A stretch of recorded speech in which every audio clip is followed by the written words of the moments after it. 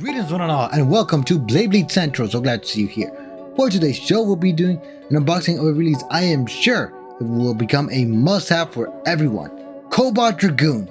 Cobalt Dragoon is the first left spin bay in X, which is super exciting to see since that does open up the doors for meta users, but it's also the first bay from Hasbro that, to my memory, does not change the name at all, since both the original and this version are called Cobalt Dragoon. This is a very exciting set, and personally I like to collect Hasbro bays and keeping them in the box, but I'm very glad to see that Hasbro decided to mirror the box from Phoenix or Sword Phoenix to make that distinction that one is a right spin and the other is the left spin.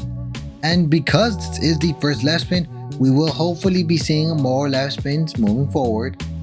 Similar to Burst, how by the end of it we had so many left spins. I know a lot of people didn't really like that. I loved that. So I really hope that with X we will get more left spinning bays. And if that does become a case, this is going to be a set you're going to want to buy no matter what. So enough about the box. Let's get the thing open already.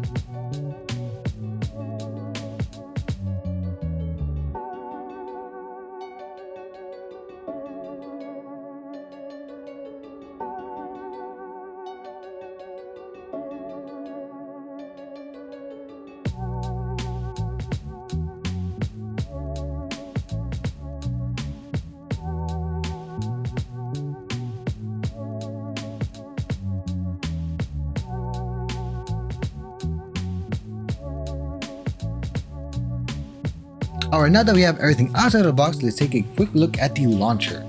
Now this is a deluxe starter, so it comes with a string launcher, and this one in particular is a must-have if you want to use left spin bays like Dragoon or any future left spin bays, as I've already previously mentioned. It's a nice light blue color, and the design is different from the rest from the string launchers to make it easier to tell if it's a left spin or a right spin launcher. While it is a good launcher, I already have several of these launchers, plus a black one. I don't really have too much incentive to use this, but either way, pretty good launcher. Moving on to the bay itself, we have the bit Cyclone. The Cyclone bit is similar to left flat from MFB, which means it has a star shape, which is meant to help the bay go faster. It is a pretty good bit. The only bad thing about it is its stamina, since it's almost non-existing, because I swear every single time I use this bit, my bases die out very quickly, which is why I prefer Excel or Rush over Cyclone, but still, pretty good bit.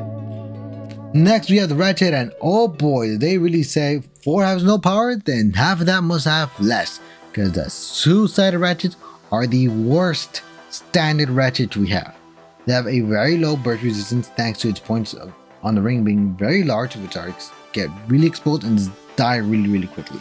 It's a shame that the Ratchet really sucks, because this is a set that a lot of people are really looking forward to from both Hasbro and TT side of thing.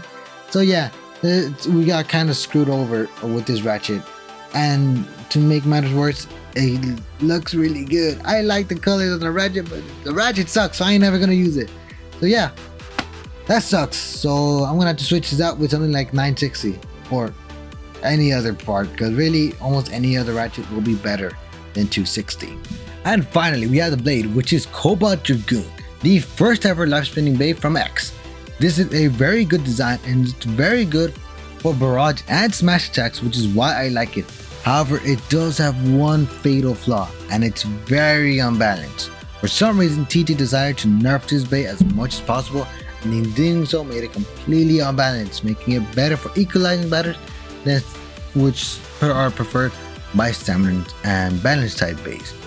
Personally, I kinda hate this decision, since Cobalt's shape would be really good for attack, but it requires a lot of extra steps, which is a shame since this is supposed to be an attack type bay, but it works better for stamina and balance, which, but you know, it's whatever, because Cobalt Dragoon is a bay that people are gonna get no matter what. So putting it all together, the bay looks very nice. The colors work really well. The chip design is without a doubt one of the best chip designs we've gotten so far.